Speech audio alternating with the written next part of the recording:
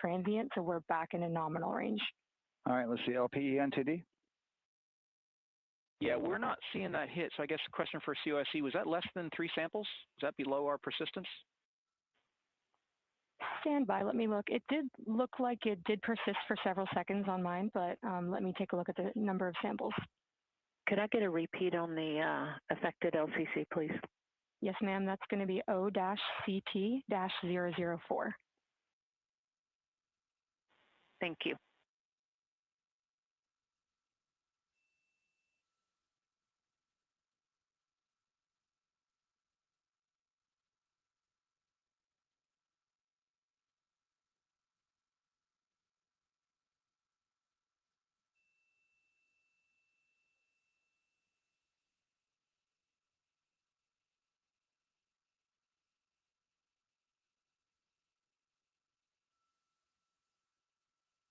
Yeah, us taking a look at the data right here, looks like that was a single sample.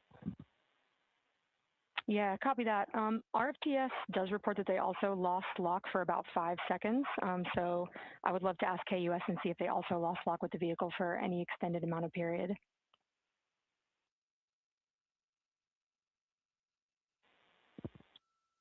And COSE, while we're doing that, these are 1/10 hertz measurements, correct? So we would have had to lose it for over 10 seconds to get a second sample? Yes, sir, that's correct. It is 1/10 hertz.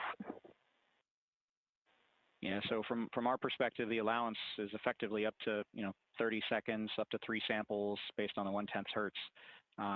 This is not an LCC violation, I believe. Yes, sir, I would agree with that at this point. Copy that. We're checking with KUS on 232. I don't think they have 212 access. We're trying to verify, but it sounds like they have a loss of lock as well. About 2 seconds. Okay. And I guess for both KUS and COSE, do we have lock now? That's affirmed. We do have lock for COSE.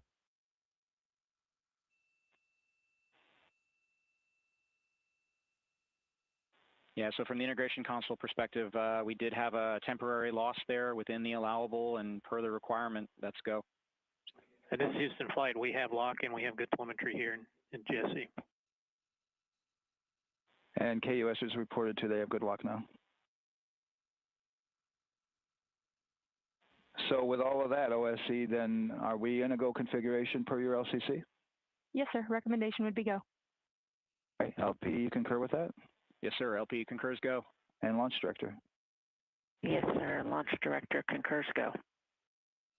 All right, and I'm going to go ahead and just verify everybody has everything else complete, launch director, and if we do, we'll be ready to pick up the poll at that time, unless there's something else that you're aware of. No, sir. Let's verify all our work is complete, and I would like one last check of our constraints list. All right, let's see. OTC, are you still waiting for ComConfig, or are you? That is affirmed, sir. Okay, is that your only open item? Yeah, OTC, this is CVAC. That 400 step 290 is complete. Copy. Okay, so OTC, you're complete with all of your work? That's affirmed. All right, copy that. STC? STC is complete. And GTC? GTC is complete. Okay, excellent. All right, and LPE, just want to verify we have no open constraints at this time. No open constraints. We have a clear board, sir. Okay, tracking the same here. And launch director, with that, we are clear and ready to pick up the launch readiness poll with your go. All right, sir, I am go for the poll. All right.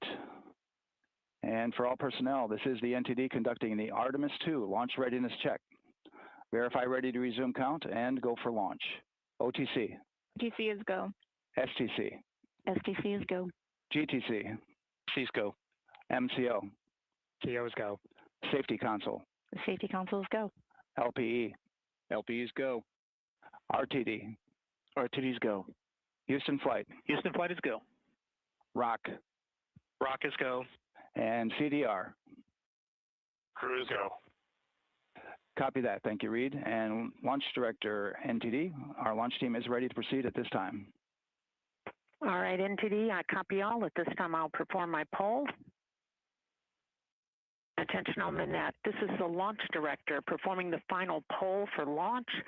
Verify no constraints and go for launch. EGS, Program Chief Engineer. Artemis Chief Engineers are go. Copy, thank you. EGS, Chief Safety Officer. The Artemis CSOs are go. Copy, thank you. Range weather. Launch weather is go. Thank you, LWO.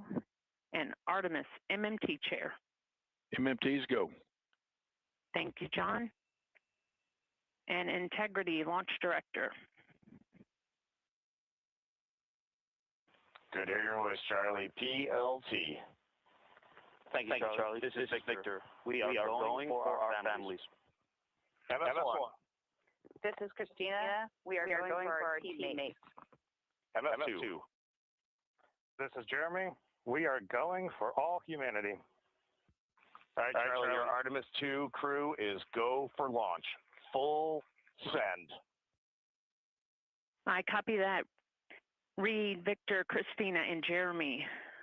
On this historic mission, you take with you the heart of this Artemis team, the daring spirit of the American people and our partners across the globe, and the hopes and dreams of a new generation. Good luck. Godspeed, Artemis 2. Let's go.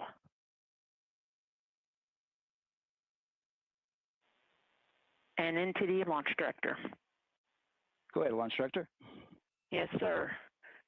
You have a go to proceed with countdown. Copy that. I'll put it in work. CDR NTD. Go. Your risers and initiate short purge per your EPROC 10.1.1, steps 8 and 9. 10.1.1, 8, 9 going to work. Copy. CVSE NTD. Start and verify recordings of our Orion cameras. Copy. Okay. Well, there you heard it. RSR NTD. RSR. They're getting ready to start terminal count. arm rotation enable at this time, please. It's currently at T-minus 10 minutes. Once we wrap up this last bit of work, SNA arm rotation enable complete. we're going to start that clock. Copy that. Thank you. Integrity crew, close and lock visors.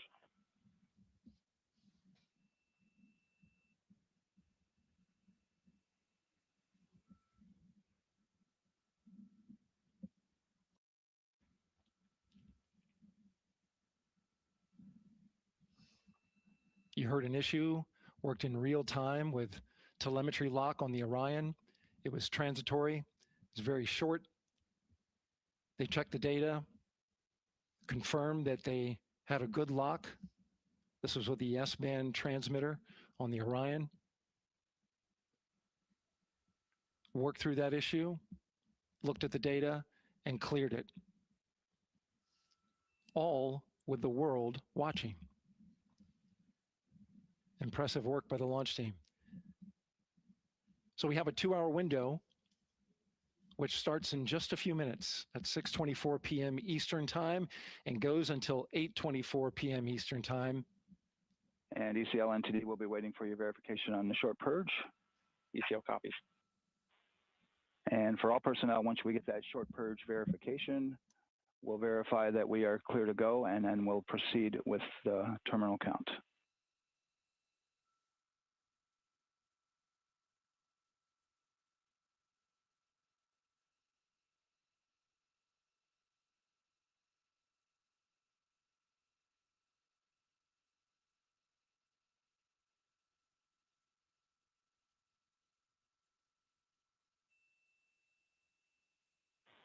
ECL time estimate? About a minute. Copy.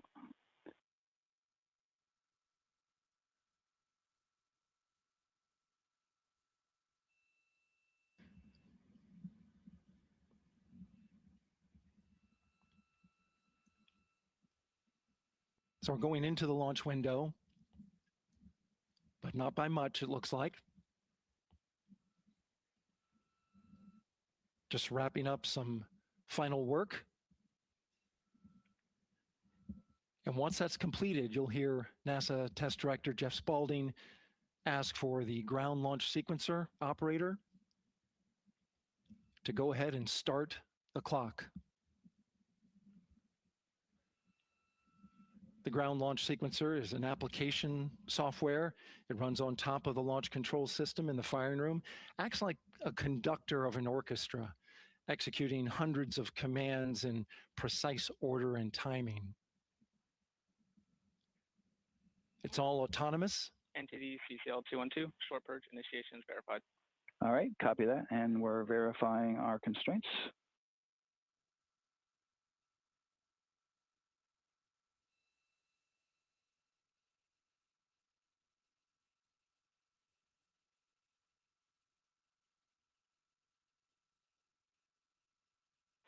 All right, and we're clear from cutouts. And with that, we're going to resume the clock momentarily. And CGLS, you can resume the clock on your mark. GLS copies. 3, 2, 1, mark. GLS mainline has been initiated. T-minus 10 minutes and counting.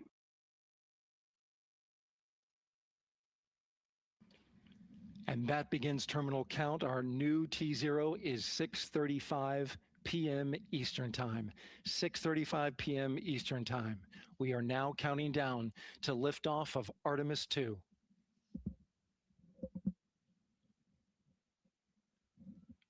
From now on, you're going to hear two voices on the loops.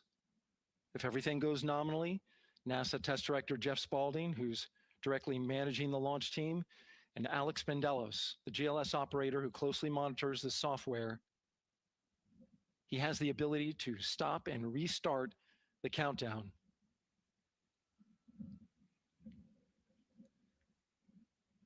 A lot of people ask about whether there's a launch button. There certainly is not. Flight and rock, our new T0 is 22:35:12. Houston flight copies. 22:35:12. Affirm. There you heard confirmation of the exact T0, 6:35 and 12 seconds p.m. Eastern Time.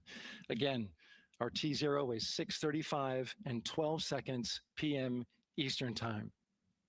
But as I was saying, there's no launch button. This is autonomous. But there is a button that keeps you from launching, and that button allows the GLS operator to pause the countdown outside of terminal count and during terminal count and submit a hold to the next holding point. So the clock won't stop right away. If there's an issue, we'll go to the next stable holding point. This is how GLS configures the rocket and ground systems to a stable point where they can stop the countdown if that's needed. But right now, we are counting down. Our next big milestone, looking to retract the crew access arm. GLS is go for crew access arm retract. And there you see the crew access arm moving away.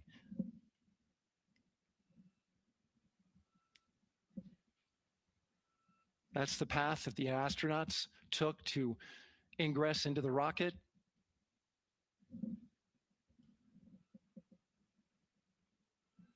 Until this point, that was their way off the pad if they needed to evacuate.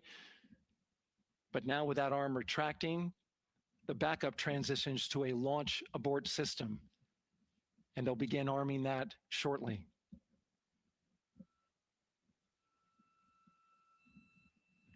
Of course, the launch abort system, great shot there of the crew access arm retracting away. The launch abort system is the tower at the top, and that's what would pull Orion and its crew off the top of the rocket in case of an emergency, whether it's on the ground or in flight. This is critical safety hardware that protects the lives of the astronauts.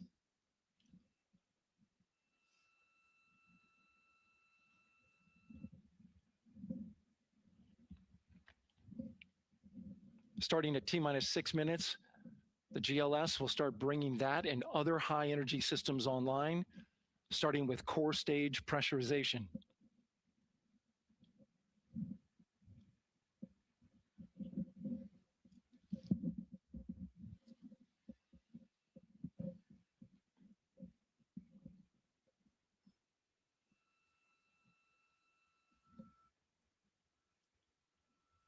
Weather is 90% go, the range is go,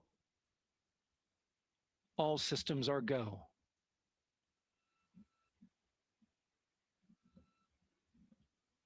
GLS is go for core stage tank pressurization. That means the replenish valve for the liquid hydrogen tank has now closed, and that tank is beginning to pressurize to flight levels because that hydrogen is naturally boiling inside the tank. We'll get the liquid oxygen tank a little later in the count. Now the team is waiting for verification that, if needed, the Artemis II crew could use the launch abort system to pull Orion safely off the top of the rocket in an emergency. Let's listen in for that call.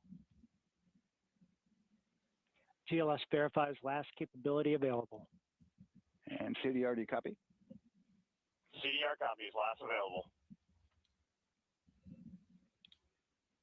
That's great news, and you heard the NTD verify that with the commander of the mission. GLS is go for FTS arm. Now work is being done to arm the flight termination system. This is so the range safety can send a flight termination command if the rocket flies too far off track. There's a brief built-in delay, so the launch abort system has time to pull the astronauts to safety first. GLS is go for LH2 high flow bleed check. All right, the high flow bleed check. That's so the cryo team gets verification that the RS-25 engines, all 4 of them, are in the proper temperature range for launch.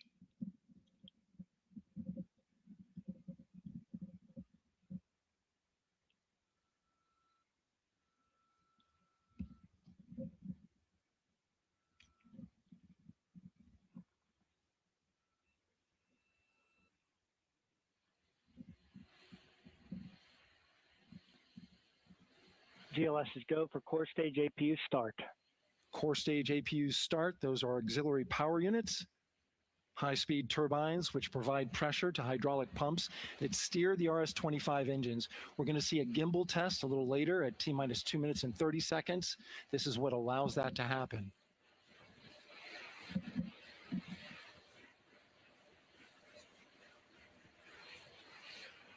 Coming up in about 20 seconds, we're listening for go for purge sequence 4. That's a helium purge of the 4 core stage engines downstream of the propellant valve. This gets all the air and moisture out of there.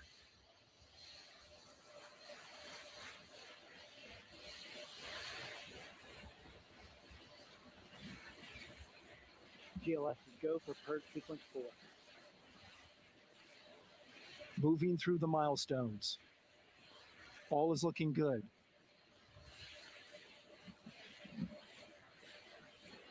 Coming up in just a few seconds, we're going to get that thrust vector control actuator test. This is a gimbaling of the engines.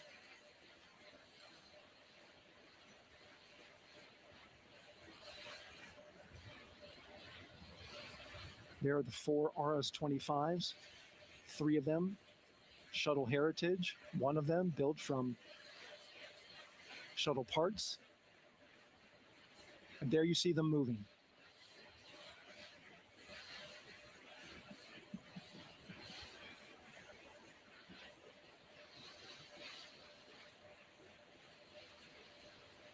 Now we're going to start moving the power from both the upper stage and the lower stage of the rocket to internal, taking ground power away and now going to battery power. GLS is go for upper stage to internal power. All right, power is removed from the rocket's upper stage, the ICPS, and it's been switched to battery. Same milestone for the lower core stage coming up at T-minus 1 minute and 30 seconds. Right now, the 4-person Artemis II crew is 248,000 miles away from the moon. And if all goes well, they will fly by it in 6 days. GLS is go for core stage to internal power. All right, there's the rocket's core stage, which houses 3 flight computers, is now on its own power. There's no more hold time because there's no more margin on these batteries. So we would have to recycle back to T-minus 10 to recharge if we had a hold.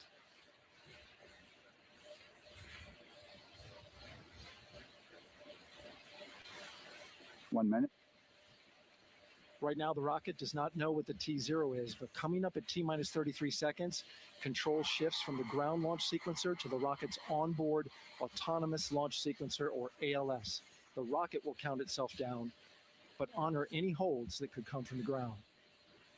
Now, shortly after liftoff, Houston will take control of the rocket, and my colleague Gary Jordan will take over commentary. GLS is go for ALS. Great call out. The rocket is on its own. 4 brave explorers ready to ride the most powerful rocket NASA has ever launched. Sound suppression water is flowing. 15. And here we go. 10, 9, 8, 7. RS-25 engines lit. 4, 3, 2, 1. Booster ignition. And liftoff. The crew of Artemis II now bound for the moon. Humanity's next great voyage begins. Good roll pitch. Roger, roll pitch. Houston now controlling the flight of Integrity on the Artemis II mission around the moon. Integrity, AMT high. AMT high. On time, passing 30 seconds into the flights. Integrity passes the alternate beacon. Target milestone.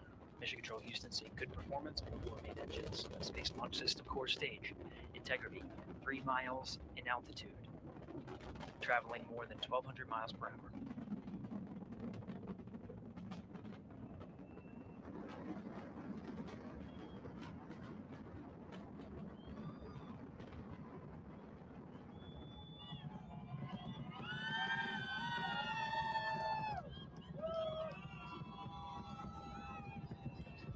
Mission elapsed time, passing 1 minute, approaching max Q. On, Ponce de Leon. Stan, we have you loud and clear on Ponce de Leon. Have you the same? Communication signal transfer confirmed as Integrity and its crew go supersonic. Approaching 90 seconds into the Artemis II mission. Integrity is 14 miles in altitude, 8 miles downrange, traveling more than 2,600 miles per hour.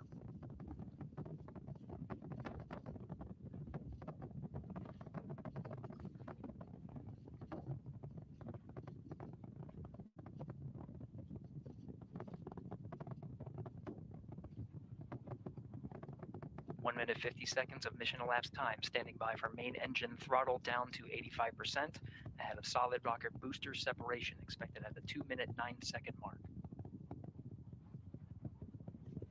We see throttle down.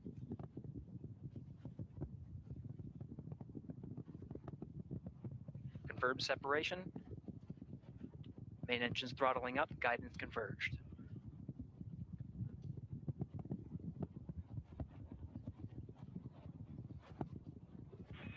Integrity, guidance converged, performance nominal, upper stage RCS ready.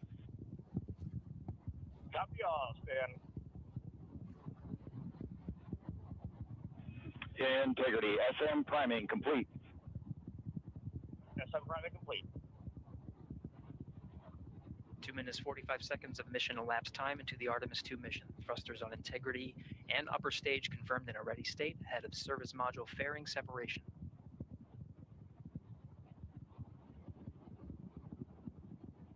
Three minutes into the flight, Integrity 49 miles in altitude, 78 miles downrange, now passing 5,000 miles per hour.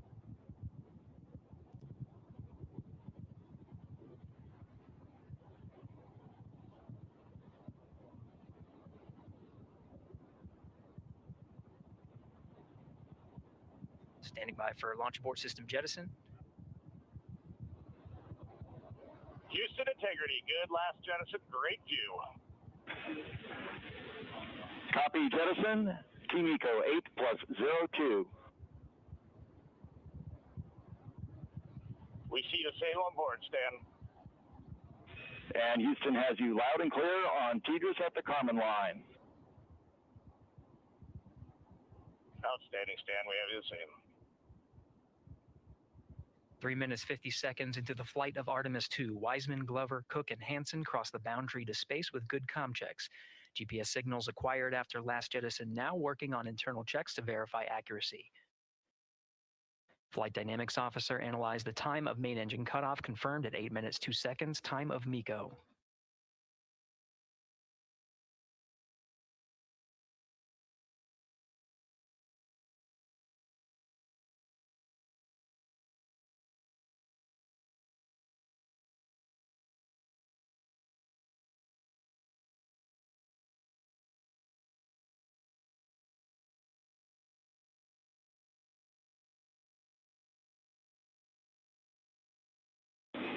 Integrity, GPS processing. Outstanding, Stan. We see the same, and we have a beautiful moonrise. We're headed right at it.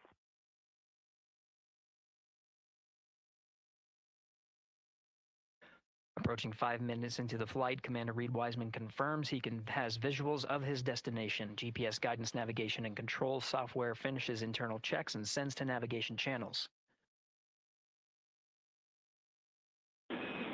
Integrity, 3 engine press. 3 engine press.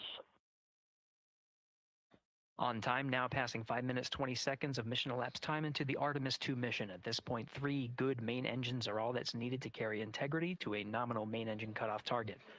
Though at this time, we're seeing 4 good engines here in Mission Control Houston. Integrity, 75 miles in altitude, 330 miles downrange, approaching 10,000 miles per hour.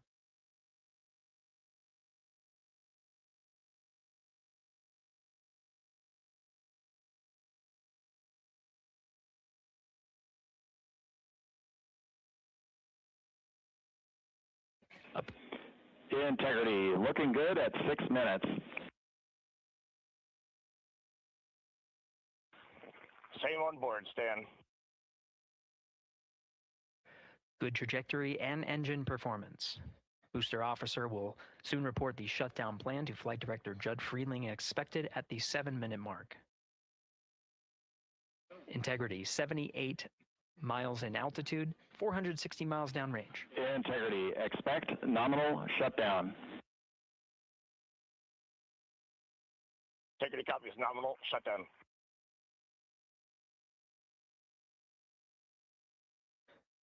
Six minutes, 40 seconds of mission elapsed time. Shutdown plan is as expected. Again, the time of MECO was confirmed at 8 minutes, 2 seconds into the flight.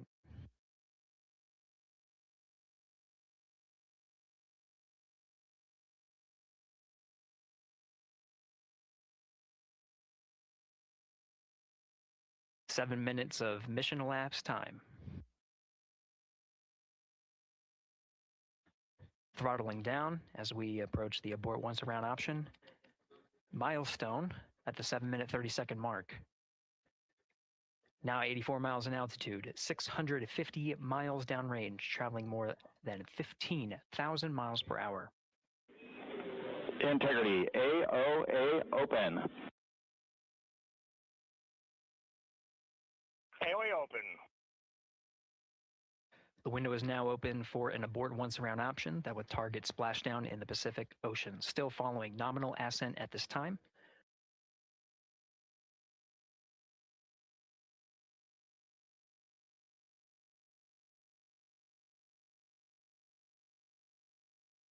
About 10 seconds remaining until the main engine cutoff of the Space Launch System core stage. Standing by for confirmation of MECO and core stage separation.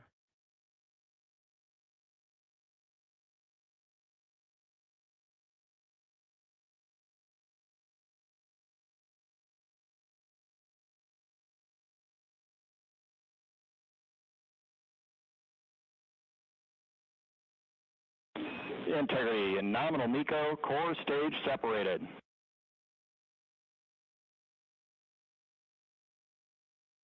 We see the same on board, Stan.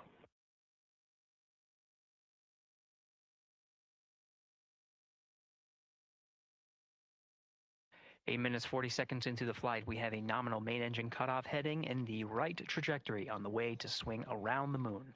core stage has separated, done its job. The Space Launch System upper stage, the Inner Rim Cryogenic Propulsion Stage, or ICPS, still attached to the Orion spacecraft.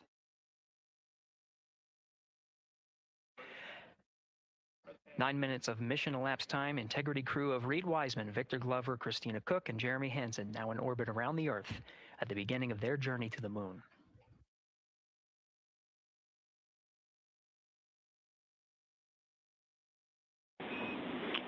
Integrity Houston, looking ahead to PRM, numbers so far per the pad.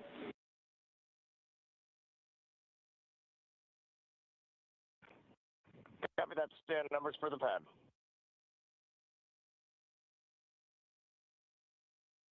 Capcom Stan Loves now reminding the crew that the perigee raise maneuver time of ignition is as expected prior to booster ignition. That time being 49 minutes, 50 seconds of mission elapsed time.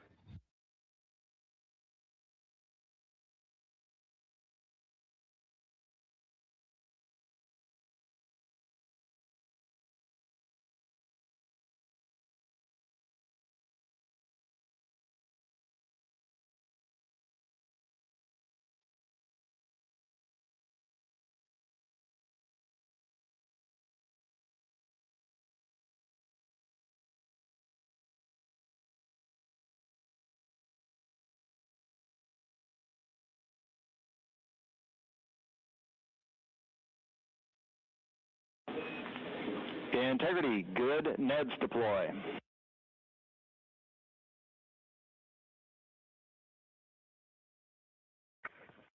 Copy that, Stan. Good, Neds.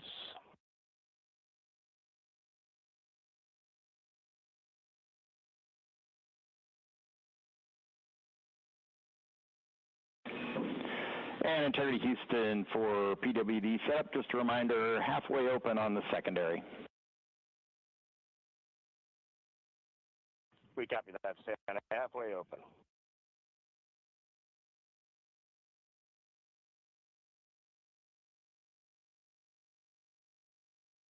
Passing 11 minutes of mission elapsed time. Here, overhearing the conversation between Capcom Stan Love and Commander Reed Wiseman, already passing some milestones. We have a good nozzle extension deployment system. That is confirmed. Complete. We also have the visors are confirmed up. Now past the dynamic phase of flight, that is ascent. Their launch and entry suits that provided them an extra layer of protection. Now not as needed. They're going to raise those visors. And later in today's mission, they will begin to egress or get out of the suits to begin some of their initial tasks of activating some of the systems aboard in the Integrity spacecraft. It's passing 12 minutes of mission elapsed time. Again, the perigee raise maneuver that's targeted near 50 minutes of mission elapsed time, 49 minutes, 50 seconds. That's what the crew is going to be working towards. The Commander Reed Wiseman, pilot Victor Glover will focus on preparing for that milestone. In the meantime, mission specialist Christina Cook and Jeremy Hansen will start some of the activation of environmental control life support systems. You may hear confirmation of their activation over the Orion to Earth communication network.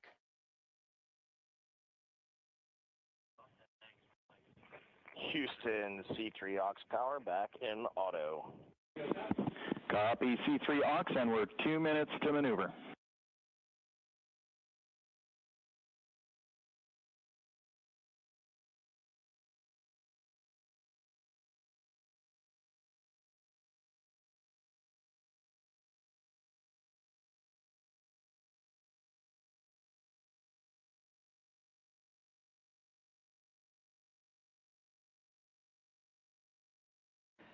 "13 minutes and 30 seconds of mission elapsed time. We're going to continue to follow the crew of the Artemis II mission. They are beginning their journey around the moon to verify the systems that will take us to its surface. An incredible ascent. Artemis 2 is underway. Reed Wiseman, Victor Glover, Christina Cook, and Jeremy Hansen begin their journey to the moon. Still milestones to come up as we await solar array deploy and the critical burns that will get Integrity into high Earth orbit around the Earth before engines are fired to get us around the moon. We'll keep tabs on Integrity and its crew from here in Mission Control Houston. But for now, we're going to send it back to you, Megan and Nicole at the Kennedy Space Center. Very jealous to hear how the launch experience was over on the Space Coast. Yeah, Gary, if people are just joining us, welcome back to the Space Coast, where we just saw Artemis 2 lift off 14 minutes ago. And wow, what an amazing launch, and an emotional one, too. As soon as the rocket lifted off, Nicole, you had tears in your eyes, I had tears in my eyes, and we had all these people around us cheering. It was amazing. Yeah, the energy was wonderful. I mean, it was a beautiful launch. You know, we've got 4 friends and family members headed to the moon. It's pretty amazing. Yeah. How does that make you feel as someone who, you know, is an astronaut as well, but also, as you said, friends? Yeah, so proud of them. You know, man, we don't have the words in the English language to describe this kind of an event, and pride, love, so many emotions. You know, they are truly breaking some barriers, and hopefully, you know, as Gary just said, they've got a long day ahead of them. So wishing them well on everything. But so far, what a beautiful launch to watch. Yeah, to be returning to the lunar orbit in more than 50 years. Maybe they go farther from Earth than any other humans before them. Maybe they see parts of the moon that we've never seen before. I mean, what a great start to what could be all of these milestones that we break in just a 10-day mission. Yes, what a way to welcome in the Artemis generation. Yeah, how do you feel? I mean, we saw some beautiful shots we were covering of course, the rocket, of course, the Earth falling away as we continued up into our ascents, but also some of those crowd shots where we saw young and old, just emotional, overcome by this history-making moment. Man, we are going back to the moon for all, and we saw that today. We saw that in all the crowds. And yeah, you guys just saw that view, the sunrise or sunset, I guess. They just made it over the crest of the Earth, and you could see the sun peeking over. One of my favorite views from space. And I can't imagine what they're looking at now, and I can't wait to see what they're looking at in about 5 or 6 days. Yeah, and you know, I know a lot of people are like, you know what, I'm surprised this launched on the first try, because we know, like any little thing, we have to be keeping safety in mind, and we want to make sure we're ready to go. But we were ready to go, and I think it surprised a lot of people.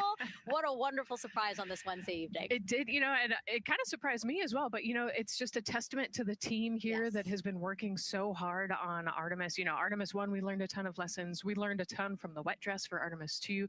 We were able to go in, fix those things. We even had a couple mishaps today, not mishaps, but a couple, you know, anomalies today that the team creatively came up with solutions for. It's just a testament to the teamwork that gets us to the moon. And so we can continue to watch Christina, Reed, Victor, and Jeremy on their way now to the moon in Earth's orbit, and awaiting the next in-flight milestones, deploying Orion's solar arrays. So why don't we get back in with Mission Control and Gary. Hey, thank you, Megan. Again, we're following along in the action. It is a long day. They have a number of procedures they need to get to immediately in their timeline. And Integrity Houston, cross tie is on board per the FTDM. We copy, Houston. Thank you.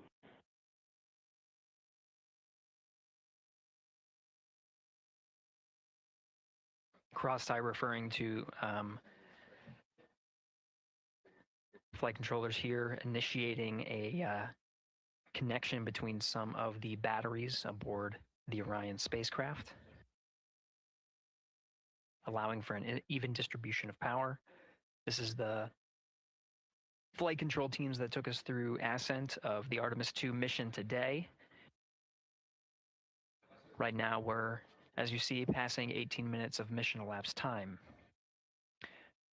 The Orion spacecraft Integrity and the interim cryogenic propulsion system are maneuvering tail to sun. It is in this orientation, this attitude. Integrity anywhere until that momentary prop caution.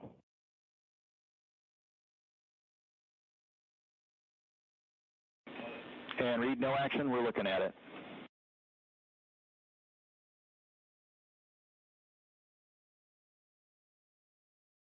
Commander Reed Wiseman verifying what is being routed to his displays aboard Integrity.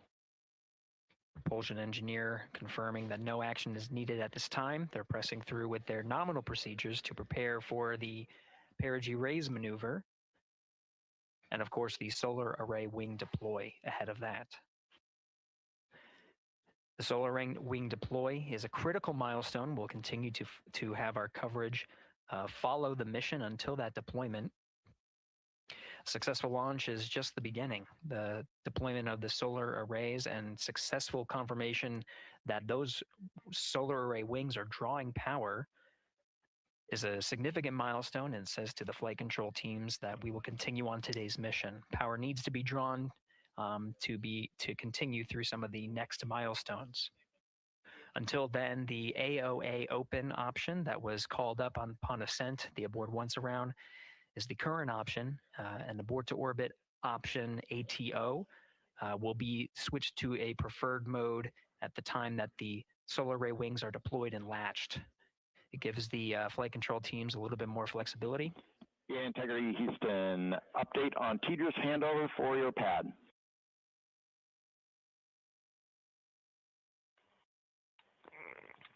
Give us just 1 minute.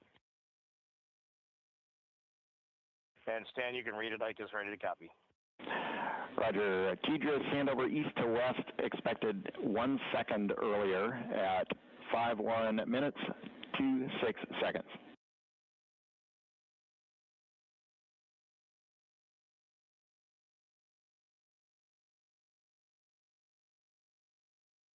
All right, Stan, we copy 1 second earlier for 5126 TDRS east to west, and saws are starting to deploy. Thermal knives are firing.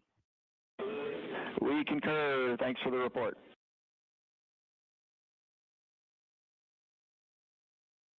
Read back of the reports that you just heard on the Orion to Earth network.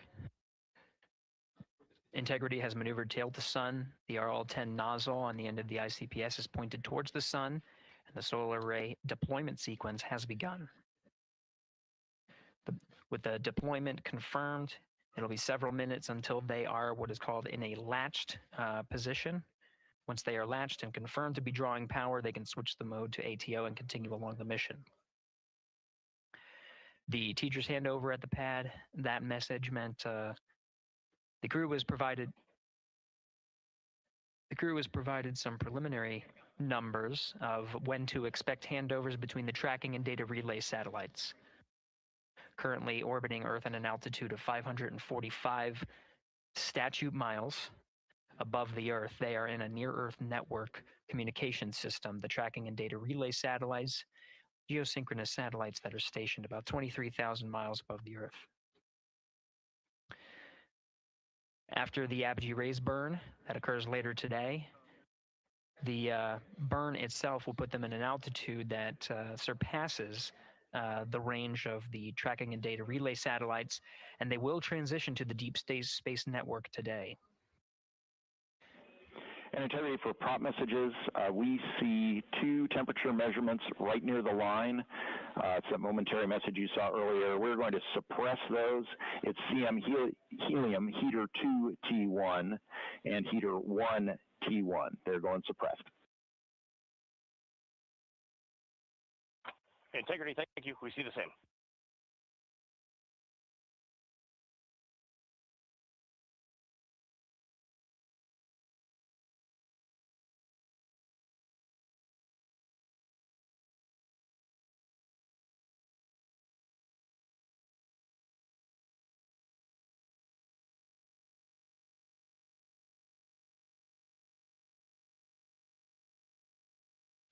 This is Mission Control Houston, passing 23 minutes of mission elapsed time into the Artemis II mission.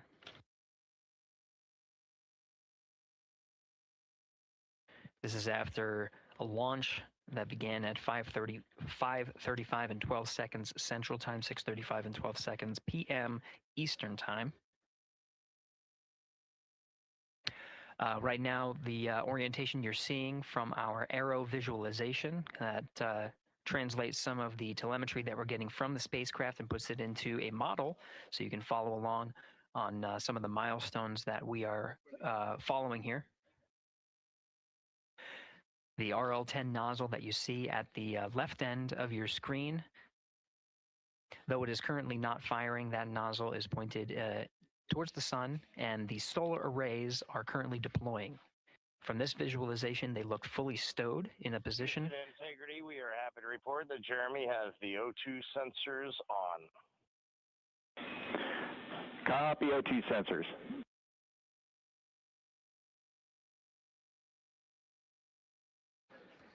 Again, Commander Reed Wiseman and pilot Victor Glover overseeing the deployment of the solar arrays. And we'll follow the attitude maneuver changes ahead of the first burn of the ICPS engine, the perigee raise maneuver. Integrity Houston, we see 4 saws deployed and latched, ready for ATO preferred. Yeah, we're almost there in the procedure stand, and we see the same thing. In Integrity Houston, we are seeing a 7-second miscompare between the MET on Orion and ICPS. We'd like you to read us the MET from your center status bar and for the ICPS on StackSum.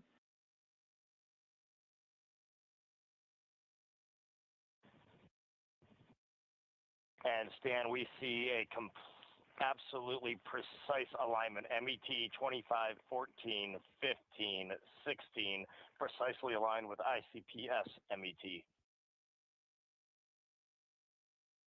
Copy, thank you for that. We'll investigate a ground issue. And Houston Integrity, ATO preferred set. Copy, ATO preferred.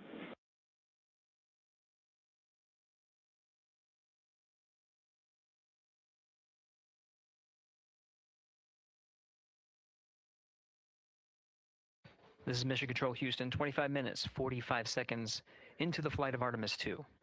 We have confirmation that all 4 solar array wings are deployed and latched. This is the configuration needed to switch to ATO preferred, which you did hear confirmed from pilot Victor Glover. That mode has been switched.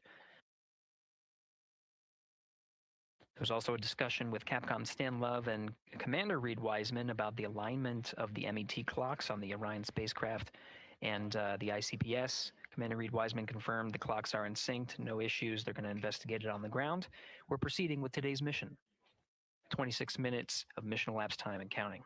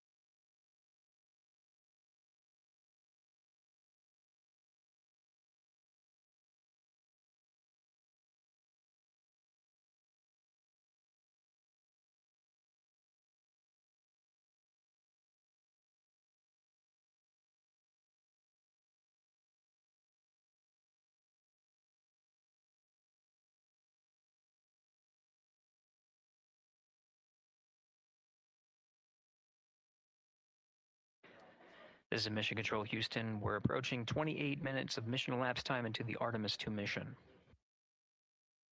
At this point, we've had a successful liftoff from the pad at 5:35 p.m.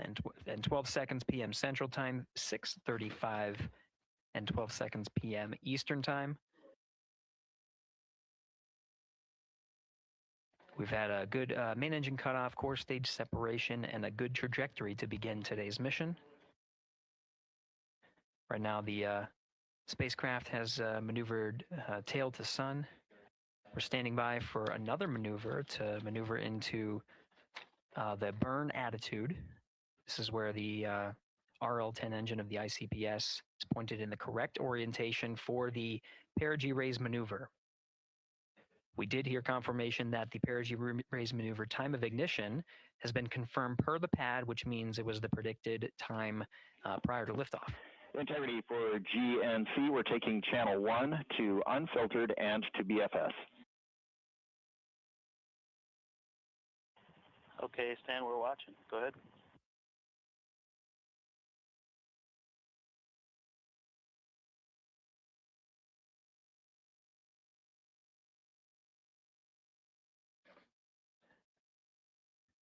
Capcom Stan Love rating up to the crew of Integrity.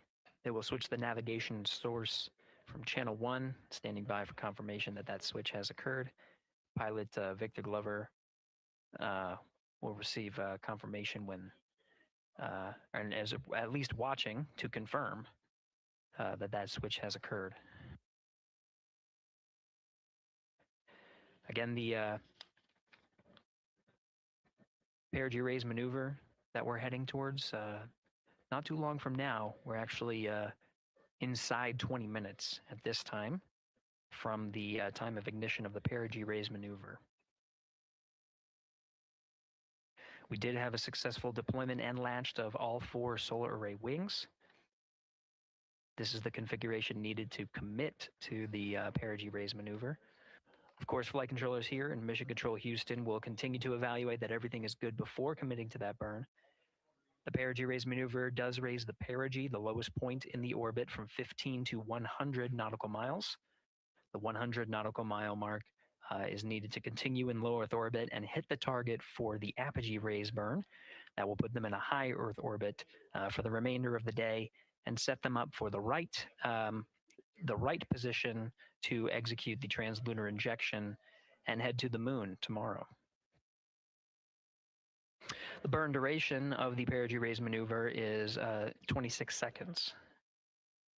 It's a relatively short burn, but it does raise the perigee and do the job to get into the correct position before firing that main engine on the ICPS. The pad had a TDRS handover. This is the tracking and data relay satellites. East to west, they are geosynchronous satellites that are positioned around the globe. And as Orion makes its way around the Earth right now, above the west coast of Africa, at an altitude of about 923 statute miles and counting.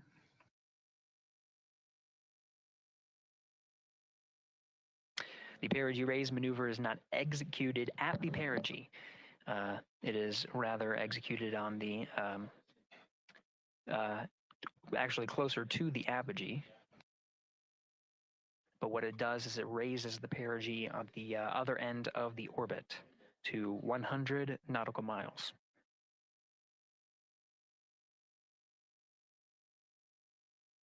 The 26-second duration burn does not conflict with the time that they've reported of the tracking and data relay satellite handover from TDRS east to west. Again, geosynchronous satellites that are used not only by Integrity today, but the International Space Station as well.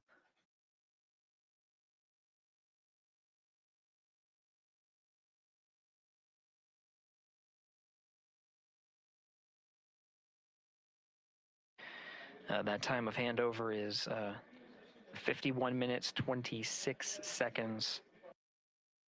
Plenty of margin before the perigee raise maneuver cutoff happens, and the trajectory is analyzed to see whether it was a good burn.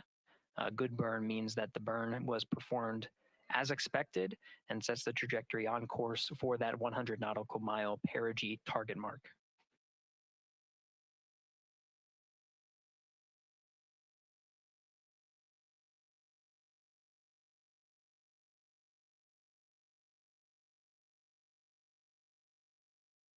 Again, for those sticking with us on NASA Plus and following along on our coverage, we will continue to follow and to cover the mission until,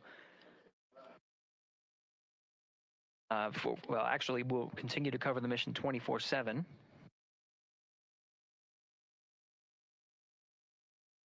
But we'll wrap up our coverage here shortly.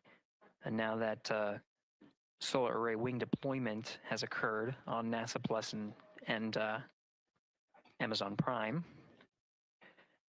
Again, we will continue coverage 24/7 at the NASA YouTube channel. For those that want to see all of the upcoming milestones, there are select times where we will be coming back to NASA Plus and other streaming platforms.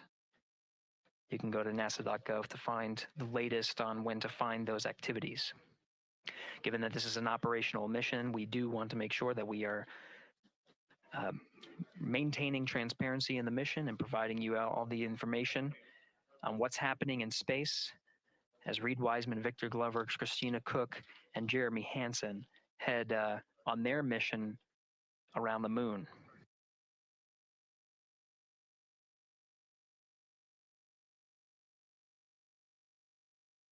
Inside integrity at this time, again, the solar array wings have deployed. The integrity is maneuvering to its burn attitude ahead of the execution of the perigee raise maneuver.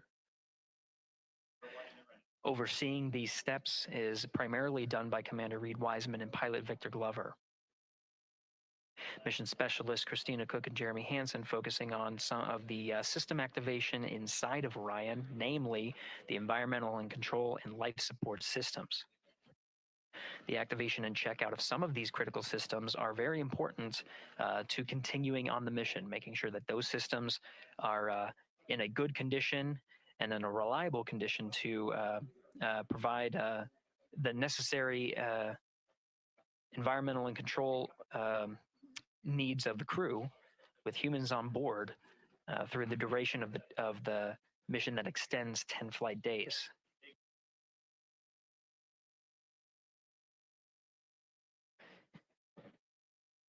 Standing by for an update to the perigee raise maneuver time of ignition. Should be read up to the crew very shortly. Integrity Houston, updated PRM numbers when you're ready to copy.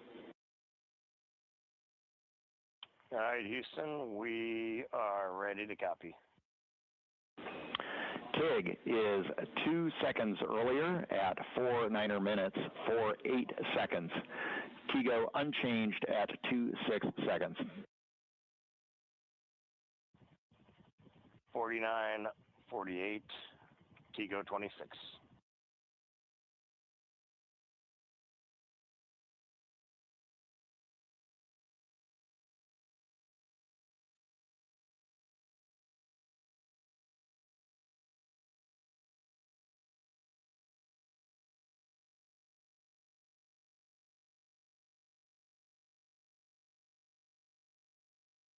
This is Mission Control Houston. With that update, we are approaching a little more than 13 minutes from the time of ignition of the perigee raise maneuver. That time updated to be 2 seconds earlier was 49 minutes, 50 seconds of mission elapsed time. We'll now move to 49 minutes, 48 seconds. The duration of the burn, that's what was referred to as the TIGO, will still remain at 26 seconds, relatively short duration burn. Again, just raises the perigee of the orbit today.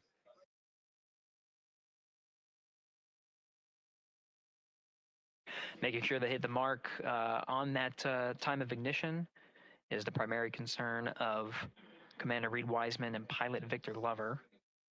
Mission specialist Christina Cook and Jeremy Hansen inside activating those environmental control and life support systems.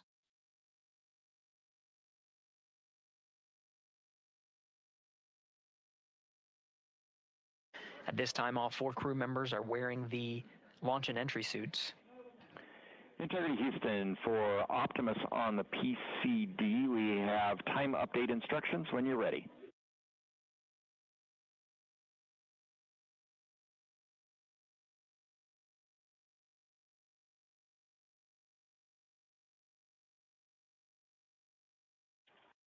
And Houston, Integrity, we copy. Hands are pretty busy at this time. I think we will call you back when we're ready for that. All right, that one is not urgent. 2 minutes to maneuver to PRM attitude. We are watching and concurred. 90 seconds-ish, maybe.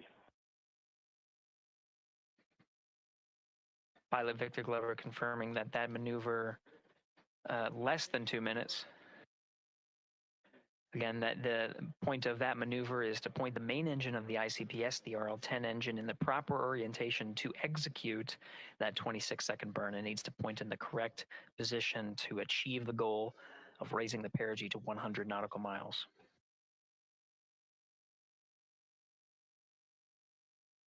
You heard some of the environmental control system activations over Orion to Earth. Jeremy Hansen activated the O2 sensors. They'll be measuring the cabin of Orion.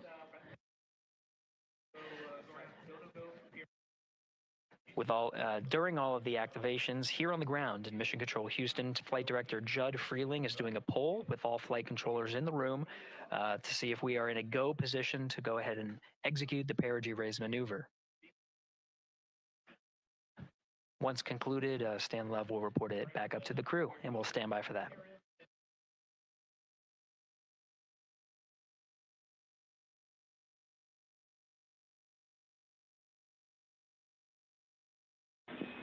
Integrity Houston, MCC polls go for PRM pending attitude and saws. Okay, we copy. MCC is go. Maneuver starting.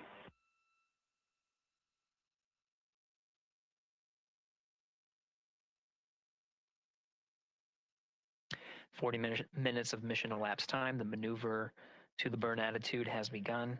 The maneuver also is paired with reorientation of the solar array wings that have been deployed.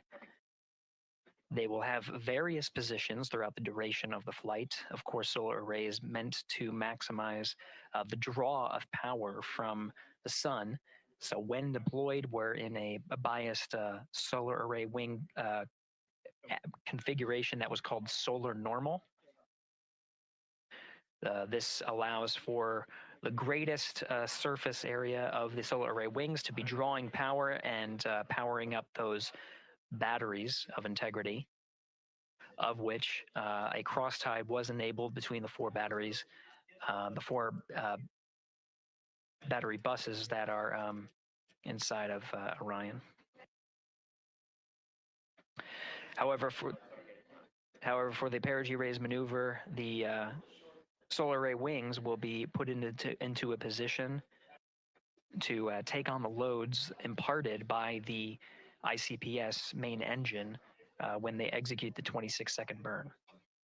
You can see in the animation here, the solar array wings are in motion, and the attitude is being reconfigured to point the engine in the correct direction, those solar array wings being pointed forward.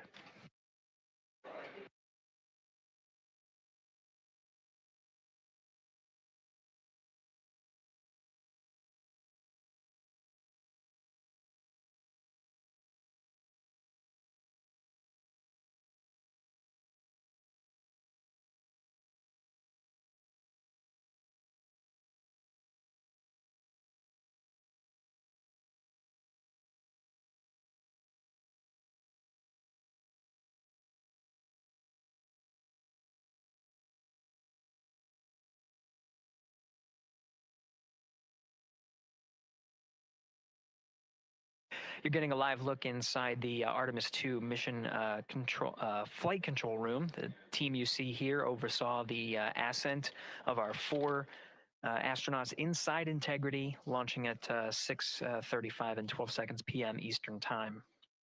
Now, again, this room will be occupied 24 hours a day, 7 days a week, with flight controllers shifting on 3 shifts to oversee 24/7 operations of Artemis II while in flight. We will cover that live on the NASA YouTube channel, and we'll be covering that around the clock as we begin to wrap up our coverage here on NASA Plus. Before I do want to send it over to our colleagues at the Kennedy Space Center.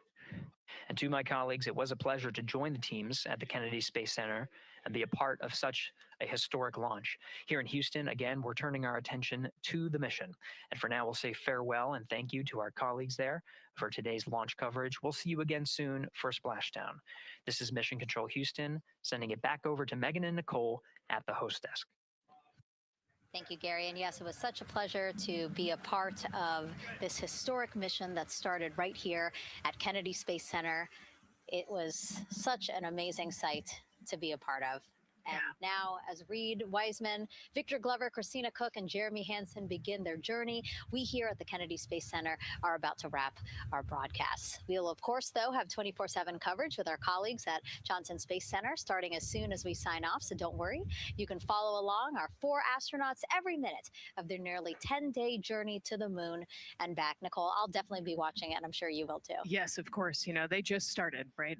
The launch was beautiful. This was a historic day. They're on their way back to the moon for the first time in over half a century, but they've got a lot of work ahead of them, and so we're excited to see what they have to do and excited to test out the Orion spacecraft. This is a test flight after all, and we're excited to see what we can learn from this mission. Very humbling, inspiring. It was really amazing to be a part of this, and I'm so glad that so many people joined along by either watching here in person or watching online. And of course, Nicole, thank you so much for sitting through this, answering questions, adding so much context and information that really brought a lot out of what we saw today. Oh man, I had a blast. You're a rock star. You're a professional. Gosh, this was great. You're great. So this was a wonderful day.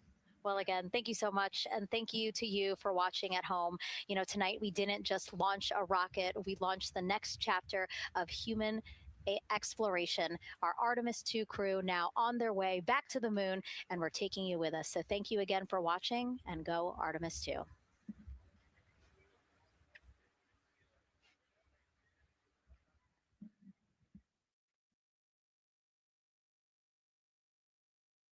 All 4 astronauts, and it appears all of them are undergoing their suit leak checks.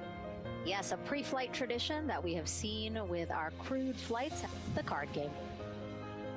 The astronauts who have just left crew suit up and are now walking down a hallway.